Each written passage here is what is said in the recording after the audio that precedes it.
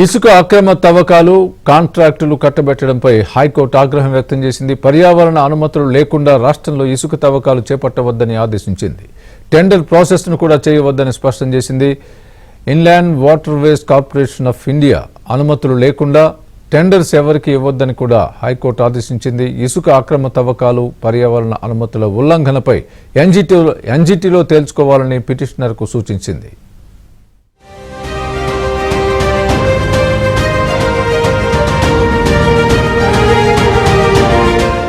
ఏపీలో ఇసుక అక్రమ తవ్వకాలు అనుమతులు లేకుండా ఇసుక రవాణా పర్యావరణ అనుమతుల ఉల్లంఘన ప్రభుత్వ ఖజానాకు వేల కోట్ల రూపాయల నష్టం వంటి అంశాలపై సీబీఐ విచారణకు ఆదేశించాలని దండా నాగేంద్ర వేసిన పిటిషన్పై హైకోర్టులో విచారణ జరిగింది.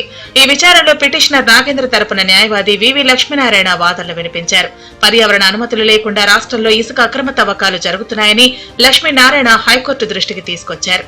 జాతీయ హరిత ట్రిబ్యునల్ ఇచ్చిన ఆదేశాలను కూడా రాష్ట్ర ప్రభుత్వం ఉల్లంఘించిందని ఆయన ఆ ఉత్తర్వులను ధర్మాసనం ముందు ఉంచారు. తమ అనుమతులు లేకుండా రాష్ట్రంలో ఇసుక కాంట్రాక్టులు ఇవ్వొద్దని inland waterways corporation of India జారీ చేసిన ఉత్తర్వులను కూడా రాష్ట్ర ప్రభుత్వం ఉల్లంఘించిందని కూడా లక్ష్మీనారాయణ హైకోర్టు దృష్టికి తీసుకొచ్చారు.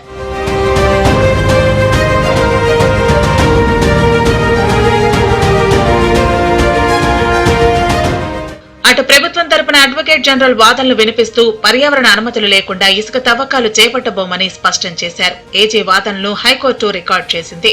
మరోవైపు పర్యావరణ అనుమతులు లేకుండా ఇసుక తవ్వకాలు చేపట్టవద్దని హైకోర్టు ఆదేశించినట్లు న్యాయవాది లక్ష్మీనారాయణ తెలిపారు. అదేవిధంగా inland waterways corporation of India అనుమతులు లేకుండా కాంట్రాక్టులు ఇవ్వొద్దని కూడా హైకోర్టు స్పష్టం చేసిందని ఆయన వివరించారు. ఇప్పుడు జరుగుతున్న టెండర్ ప్రాసెస్ ను కూడా నిలిపివేయాలని హైకోర్టు ఆదేశించిందని లక్ష్మీనారాయణ తెలిపారు.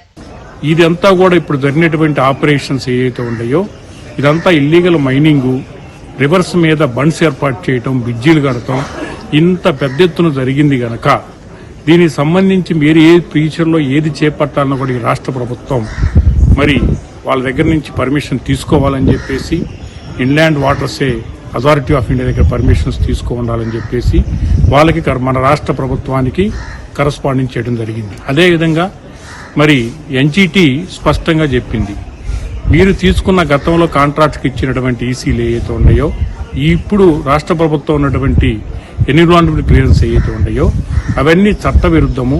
ఏదైతే ఏకపక్షంగా టెండర్ కాల్ఫర్ చేసి ఒక పర్సన్ సక్సెస్ఫుల్ బిడ్డర్గా ప్రభుత్వానికి అనుకూలంగా ఉన్నటువంటి వ్యక్తిని ఎవరైతే ఉన్నారో వారికి దాన్ని కేటాయించాలని చెప్పి ప్రయత్నించిన సందర్భంలో మేము ఈరోజు హైకోర్టులో కేసు దాఖలు చేయడం జరిగింది. అడ్వకేట్ జనరల్ వాదనలు వినిపిస్తూ ఇదే అంశాలతో నేషనల్ గ్రీన్ ట్రిబ్యునల్ లో కూడా విచారణ జరుగుతుందని కోర్టు దృష్టికి తీసుకొచ్చారు.